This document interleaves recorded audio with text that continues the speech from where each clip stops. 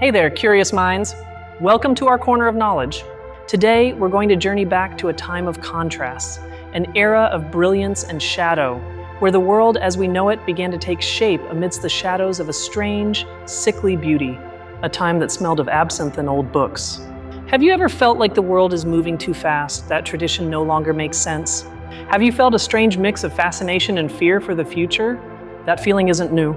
In fact, it was the ailment of an entire generation, a creative fever that changed everything forever. This is the story of how a profound spiritual crisis, a feeling of decay and an ending, didn't destroy art, but instead gave it new life. We're going to explore the fin de siècle, the turn of the 19th century, and how its despair sparked the greatest artistic revolution in history. Before we dive in, I wanted to tell you a bit about the images you're seeing. To bring this narrative to life, I've used AI tools to generate the visuals. So think of them as a canvas, a way to illustrate the ideas and atmosphere of what I'm sharing with you. They won't always be an exact or literal representation, but rather a visual accompaniment to let your imagination soar with me. I sincerely hope you enjoy it. Imagine the streets of Paris or London in the late 1800s. You've got electric lights, steam trains, scientific progress that seems endless. People believed in reason, in industry, in an orderly, predictable future. But beneath that surface of optimism, something was festering, a deep sense of emptiness. Artists and poets of the era felt that bourgeois society, with its rigid norms, its materialism, and its hypocritical morality, had killed the spirit. They felt they were living at the end of something, in the decay of a civilization. This feeling was called the mal du siècle, which literally translates to the sickness of the century. It was a mix of boredom, melancholy, and a certainty that grand ideals like God, nation, or honor no longer meant anything. The world had become predictable, gray, and above all, tremendously boring. So a group of creators decided to rebel in the only way they knew how, through art. This first movement of rebellion became known as decadentism. But don't think of decadence as just excesses and parties. For them, it was a philosophical stance. If normal life was boring and natural, they would embrace the artificial, the strange, the forbidden. It was a way to create their own paradise or hell, far from mediocrity. Their unofficial motto was à rebours, which means against the grain or backwards. They were inspired by a novel of the same name by Joris Karl Huysmans, which became their Bible. The novel's protagonist isolates himself from the world to live surrounded by exquisite objects and artificial sensations, an act of total rebellion against nature and society. The decadents sought beauty in unexpected places, in the macabre, in sickness, in melancholy. They celebrated pallor, fragility, the idea that the most intense beauty is that which is about to disappear, like a wilting flower. This was a direct attack on the classical idea of healthy, eternal beauty. This cult of the artificial and the decadent manifested in a completely new way of writing. Authors began to use a very refined, almost musical language full of rare and erudite words. They wanted their works to be like jewels, precious objects that only a select few could fully appreciate. From this decadent matrix, an even more influential movement was born, symbolism. While the decadents focused on attitude, the symbolists zeroed in on technique. Their idea was revolutionary. The world we see, the material world, isn't the true reality. It's just a collection of symbols pointing to a deeper spiritual world. A poet like Charles Baudelaire, considered the father of them all, spoke of correspondences. The idea that colors, sounds, and smells connect on a deeper level and can evoke hidden realities. A color could be smelled, a perfume could be heard. The universe was a forest of symbols that the poet had to decipher. Therefore, the poet's goal was no longer to describe the world clearly and objectively as the realists did. The new aim was to suggest, evoke, create an atmosphere. They didn't want to tell you what to feel. They wanted to use the power of symbols for you to feel it yourself in a much more personal and intimate way. Poets like Stéphane Mallarmé took this idea to the extreme. He sought the perfect, pure poem where each word was a universe in itself. His poems are difficult, cryptic, because they aren't meant to be understood with reason, but rather to be experienced with intuition, as if they were a piece of music. Others, like Paul Verlaine, focused on the musicality of language. His famous motto was "De la musique avant toute chose," which means music before all else. He used rhythms and sounds to create a melody with words, prioritizing auditory sensation over logical meaning. And then there was Arthur Rimbaud, the enfant terrible of poetry, a teenage prodigy who wrote his entire body of work in just a few years and then vanished. He proposed that the poet should be a seer, a visionary, and to achieve this, he had to systematically disorder all his senses, a dangerous quest for a new perception. All this search for new worlds and new sensibilities demanded a complete break from traditional forms. And this is where we see the true revolution unfold. They grew tired of the strict rules of poetry, of fixed meter, of the perfect rhyme that had dominated literature for centuries. They began to experiment with free verse. This meant they freed the poem from the cage of a fixed number of syllables per line. The rhythm no longer came from an external rule, but from the poet's inner feeling, from their own breath. The poem could now flow with complete freedom, like thought itself. Furthermore, the subject matter also broke away from tradition. They stopped writing about grand heroes or idealized loves. Now they wrote about the modern city, about loneliness in the crowd, about their own inner demons, anguish, dreams, and nightmares. Poetry stepped down from its pedestal and got down into the grit of real human experience. They introduced what Baudelaire called the beauty of the horrible. They found poetry in a decaying body, in factory smoke, in the sorrow of poor neighborhoods. They showed that beauty wasn't just about what was pretty and pleasant, but could be found in the darkest and most surprising places. This movement wasn't limited to France. In the Spanish-speaking world, this renewal arrived with Modernismo, led by figures like the Nicaraguan Rubén Darío. He took Verlaine's musicality, the decadence luxury, and French symbolism and blended them to create completely new poetry in Spanish. Darío and the Modernistas completely revamped the Spanish poetic language, which had become stagnant. They introduced new words, new rhythms, new images like swans, sad princesses, and exotic gardens. It was like opening the windows of a closed room and letting in fresh air from all over the world. In theater, authors like the Belgian Maurice Maeterlinck created symbolic drama. The actions on stage weren't literal. Characters moved like sleepwalkers in silence, pauses and atmosphere were more important than the words they spoke. The true drama was invisible, taking place in the soul. In Norway, a playwright like Henrik Ibsen, though more realistic, also contributed to the break. His plays exposed the hypocrisy of bourgeois family and society, breaking taboos and revealing the psychological conflicts hidden behind closed doors. He was a precursor to the exploration of the subconscious. Think about this. All these artists in different countries and in different art forms were doing the same thing. They were abandoning the idea of art that imitates external reality. Instead, they were creating art that explored internal reality, the complex and often dark world of the human mind. This was the great transition. We moved from art that asked, "What is the world like?" to art that asked, "How does the world feel?" Objectivity was replaced by subjectivity. The artist's unique perspective became the center of the creative universe. This is the birth of modern sensibility. The break with traditional forms wasn't just an aesthetic whim, it was a philosophical necessity. If the external world had lost its meaning and values, the only remaining source of truth and order was the individual's own consciousness. Art became a tool to explore that consciousness. These early modernist experiments, born from decadence and symbolism, are the root of all 20th century art. Without them, we couldn't understand Picasso's Cubism, which shatters reality into multiple perspectives. Picasso didn't paint what he saw, he painted what he knew and felt about an object. Nor could we understand the literature of James Joyce or Virginia Woolf with their famous stream of consciousness technique. This technique attempts to capture the chaotic flow of thoughts, memories, and sensations that pass through a person's mind, an idea directly inherited from symbolist subjectivity. Even Salvador Dali's surrealism, with its exploration of dreams and the subconscious, owes everything to Rimbaud's idea of disorienting the senses and to the symbolist belief in a reality beyond the visible. The symbolists opened the door to the world of dreams, and the surrealists walked right through it. What began as a sense of an ending, of exhaustion, turned into the beginning of everything new. The sickness of the fin de siècle wasn't deadly for art. It was a fever that burned away old structures and left the ground fertile for the strange and wonderful flowers of modernity to grow. So why is this so important for us today? Because we live in an era with similar echoes. We feel the speed of technological change, the crisis of old values, a sense of uncertainty about the future. The anxiety and search for meaning from the late 19th century resonate deeply with our own experience. The way we consume art, the primacy of personal experience, the idea that an artist must be authentic and express their unique vision of the world, all of this was forged in that cauldron of the late 19th century. They taught us to look inward, to value our own complex inner lives. When you hear a song whose lyrics seem to speak directly to your most intimate feelings, when you watch a film that immerses you in a particular mood through its atmosphere, you are experiencing the direct legacy of symbolism. They invented that language. The next time you read a poem that doesn't rhyme or that you don't quite logically understand but which leaves you with a powerful feeling, remember these rebels. They were fighting for art's right to be complex, to be ambiguous, to speak a language beyond reason, a language for the soul. The fin de siècle teaches us a crucial lesson.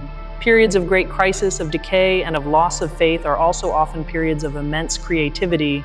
It's precisely when old answers no longer work that we begin to ask new and more interesting questions. That sickness, that melancholy and existential anguish turned out to be the catalyst that propelled art into the future. It showed that sometimes to build something new, you first have to have the courage to admit that everything before it has died. And that's an idea as terrifying as it is liberating. The artists of the fin de siècle weren't just poets or painters, they were explorers. They navigated the darkest seas of the human soul and brought back maps we still use to understand ourselves. They gave us a language for our own complexity. Their legacy is an invitation not to fear darkness or confusion. It's a reminder that in art and in life, sometimes the most fertile moments are those when we dare to break the rules, to see beauty in the imperfect, and to listen to the music hidden in silence. The breaking of forms was, in essence, an act of honesty. If life felt fragmented, chaotic, and without a clear center, why should art pretend otherwise? The poem, the novel, or the painting had to reflect that new psychological reality. Form had to follow emotion? Let's think about the impact this had on the novel. Authors like Marcel Proust, with his monumental In Search of Lost Time, were no longer interested in an action-driven plot. His work is a journey of thousands of pages into the depths of memory, into how a simple taste can trigger a universe of recollections. That idea that time isn't a straight line, but an ocean of subjective perceptions, is purely modernist and has its roots in the fin de siècle. Reality was no longer a clock, it was a consciousness. And the artist's task was to map that consciousness with all its meanderings and depths. This new way of seeing the world also required a new kind of reader. The audience was no longer expected to be a passive consumer. Symbolist and modernist works demand an active reader, an accomplice willing to decipher symbols, fill in the blanks, and participate in the creation of meaning. That's why sometimes this art can seem difficult or elitist. But its intention wasn't to exclude, but to invite a deeper experience. It's art that doesn't hand you everything on a platter. It asks you to invest something of yourself. It respects you as an intelligent and sensitive being, capable of finding your own truth in the work. This fascination with the occult, the spiritual, and the non-rational was also a direct reaction against the scientific positivism of the era. Science explained the how of things, but left the why unanswered. Symbolist art tried to fill that spiritual void, seeking answers in dreams, myths, and religion. Figures like the poet William Butler Yeats in Ireland delved into Celtic folklore and esoteric societies, seeking a system of symbols that could give new meaning to the world. For him, mythology wasn't a collection of old stories, but a living source of psychological truth. This is another key legacy of the fin de siècle. The idea that myth and archetype, those universal stories and characters that appear in all cultures, are fundamental tools for understanding our own psyche. It's something psychologists like Carl Jung would later develop further in the 20th century. Thus, the break wasn't just formal, it was epistemological. That is, it was a break in how we understand knowledge and truth. Truth was no longer something objective and external that could be discovered, but something subjective and internal that had to be created and experienced through art. The figure of the cursed poet, like Verlaine or Rimbaud, became a cultural archetype. The artist as a marginalized being, a rebel who lives on the fringes of society to see the truth that others cannot. Someone who sacrifices themselves on the altar of art, consumed by their own intensity. This romantic ideal of the artist as a martyr for beauty and truth has endured to this day. Think of many rock stars or cult filmmakers. The idea that true creative genius often goes hand in hand with personal torment is a direct echo of fin de siècle mythology. But it's crucial not to overly romanticize it. The lives of many of these artists were genuinely tragic, marked by poverty, illness, and alcoholism. Their art was born from real pain, from a sensibility so acute that the everyday world was almost unbearable to them. Their beauty came at a very high cost. Now let's talk about the climax of this story. As the 19th century drew to a close and the 20th began, the feeling of crisis intensified. The anxiety, fragmentation, and violence that the symbolists had explored in their souls were about to manifest in the real world in the most brutal way possible. When World War I erupted in 1914, it was as if the poets' nightmares had come true. The faith in progress and reason that they had attacked was shattered in the trenches. The war proved that civilization was a very thin veneer over an abyss of irrationality and violence. And here we come to the most profound twist. Fin de siècle art wasn't just a reaction to its time. It was a prophecy. Their obsession with decay, the fragmentation of self, The hidden violence beneath the surface and the loss of meaning weren't just internal dramas. They were a seismograph registering the coming earthquake. The avant-garde movements that emerged after the war, like Dadaism and Surrealism, were the direct response to that trauma. If the world was absurd, art had to be absurd too. Dadaism, for example, was an anti-art that mocked all the culture that had led to the catastrophe. Therefore, the sickness that the decadents diagnosed at the end of the 19th century, that spiritual crisis, wasn't imaginary. It was the first symptom of the upheaval that would define the 20th century. They were the first to feel and express the anguish of the modernity in which we still live. This gives their work incredible relevance. They weren't merely playing with words or creating pretty pictures. They were grappling with the biggest questions. How do we find meaning in a world without God? How can we communicate if language seems to fail? What holds us together when everything falls apart? The answer they found was art itself. Art as a refuge, as a laboratory to create new meanings, as the last form of magic left to us in a disenchanted world. The work of art became a small universe ordered by the artist, a miniature cosmos to counteract external chaos. In summary, the journey from symbolism to the first modernist experiments is the story of how art learned to speak a new language. A language for loneliness, for doubt, for strange joy, and for beauty found in ruins. The language of our own era. Their influence is so profound that we often don't see it, like the air we breathe. The idea of a pop song that focuses on a melancholic mood, the rapid editing of a music video that seeks to evoke a feeling rather than tell a linear story, all of that is part of their revolution. The dark academia or light academia aesthetic we see on social media, with its love for old books, poetry, candles, and a certain intellectual melancholy, is a modern and popularized version of the decadent and symbolist spirit. It's a search for an aesthetic refuge against a world perceived as vulgar or chaotic. So the next time you feel a bit lost or overwhelmed by the modern world, remember these artists. They felt the same way over 100 years ago, and instead of despairing, they took those feelings of decadence and anxiety and transformed them into art that continues to illuminate us today. They showed us that culture doesn't advance only in times of confidence and optimism. Often it's the ends of eras, the fin de siècle, that act as crucibles, melting down the old to forge with fire and pain the metal of what's to come. They are the secret engine of history. The art they produced was a necessary response, a form of spiritual survival. It's no wonder it resonates so much today, in another moment in history that many perceive as an ending, or at least the end of a world we knew. Perhaps like them, we are on the threshold of something completely new. Oscar Wilde, one of the most emblematic figures of this era in the Anglo-Saxon world, personified the decadent ideal. With his wit, his dandyism, and his belief in art for art's sake, he challenged all the moral and aesthetic conventions of Victorian England, paying a high personal price for it. His philosophy that life should imitate art and not the other way around is the quintessence of the era's anti-naturalist thought. For him, life was the raw material, but art was the superior form, the deliberate creation of beauty as an act of rebellion against the crudeness of existence. In music, composers like Claude Debussy translated symbolist ideas into sound. His music is evocative, atmospheric, avoiding clear structures and predictable melodies.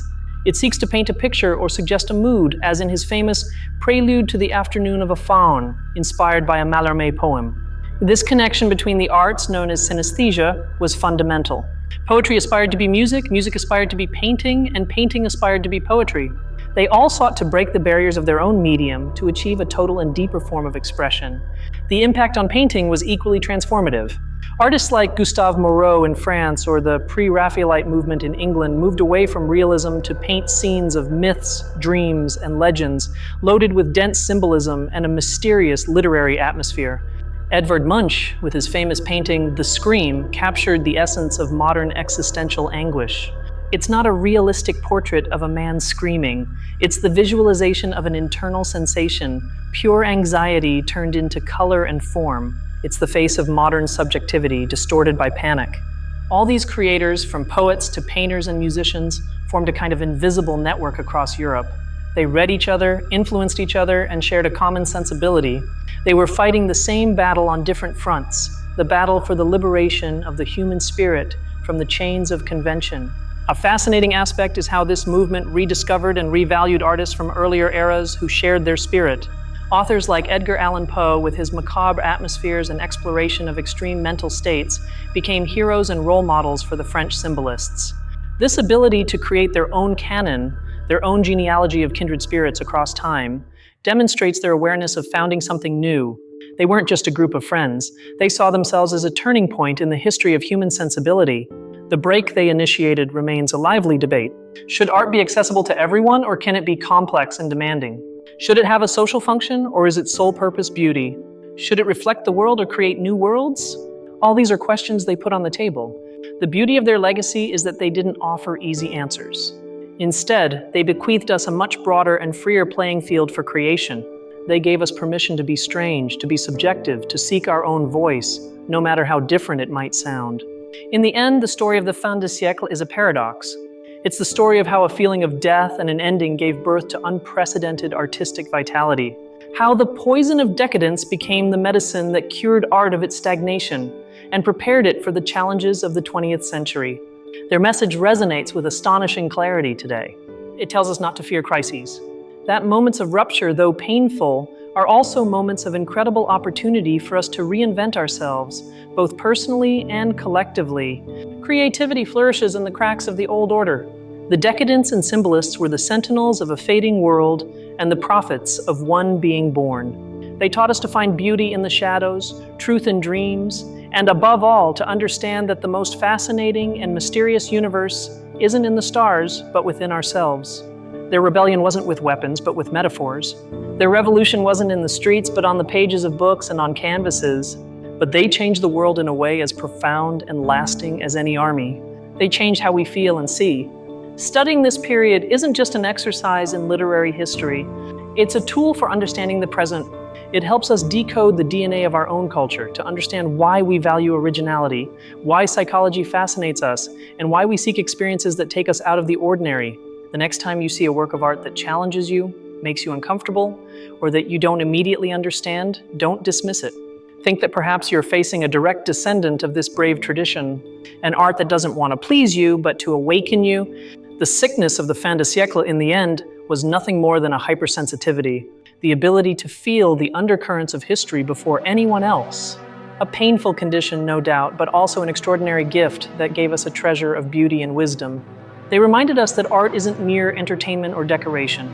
At its best, it's a form of knowledge, a compass for navigating the complexity of life. And sometimes the needle of that compass has to tremble and spin wildly before finding a new north. And that's the story of how the end of one century became the beginning of our own way of understanding art, the world, and ourselves. A painful, necessary, and ultimately incredibly fruitful break.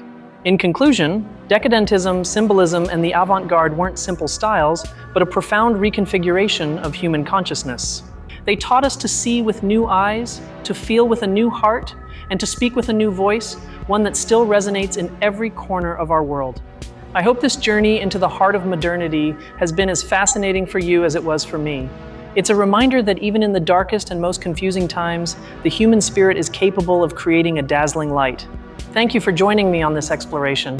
It's a privilege to share these stories with such a curious and knowledge-hungry community. If you enjoyed it, don't forget to subscribe and hit the bell icon so you don't miss our next intellectual adventures. And now I'd love to hear your thoughts. Which artist or writer today do you think is breaking the rules like they did? Let me know in the comments below.